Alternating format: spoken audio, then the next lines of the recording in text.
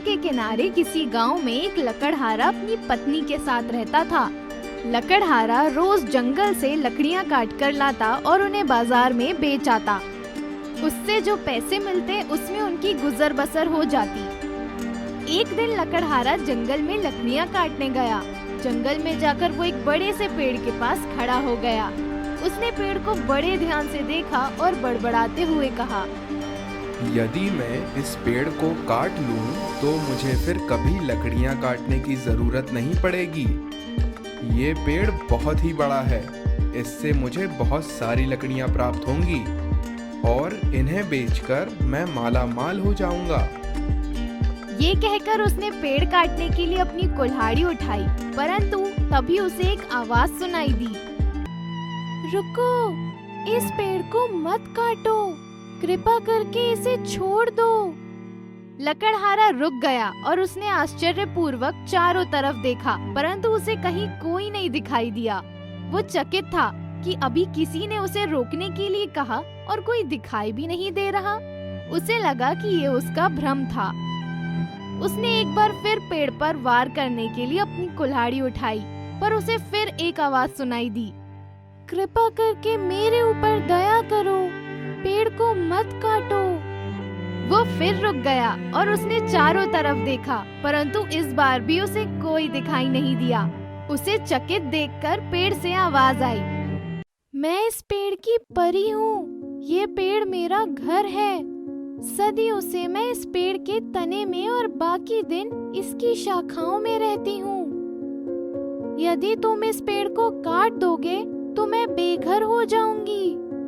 सर्दियाँ आने वाली हैं, पेड़ कटने पर मेरा आश्रय छिन जाएगा और मैं ठंड के मारे मर जाऊंगी।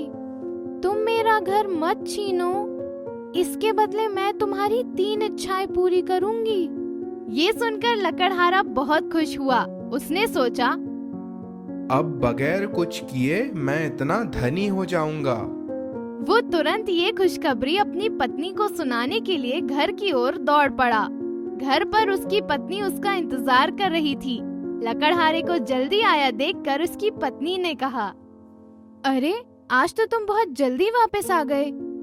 तुम बहुत खुश भी दिखाई दे रहे हो, क्या बात है, मैं भी तो जानूं।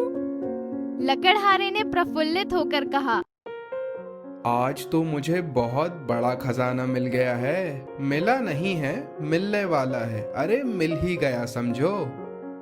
ये कहकर वो खुशी से झूमने लगा। लकड़हारे की पत्नी की समझ में कुछ नहीं आया। वो बोली, तुम क्या बोल रहे हो, मुझे तो कुछ समझ में नहीं आ रहा। बताओ तो आखिर बात क्या है। लकड़हारे ने अपनी पत्नी को जंगल वाली पूरी घटना सुना दी। ये सुनकर उसकी पत्नी खुशी के मारे उछल पड़ी। लकड़हारा बोला, मुझे बहुत जोरों की भूख लगी है, जल्दी से खाना दो।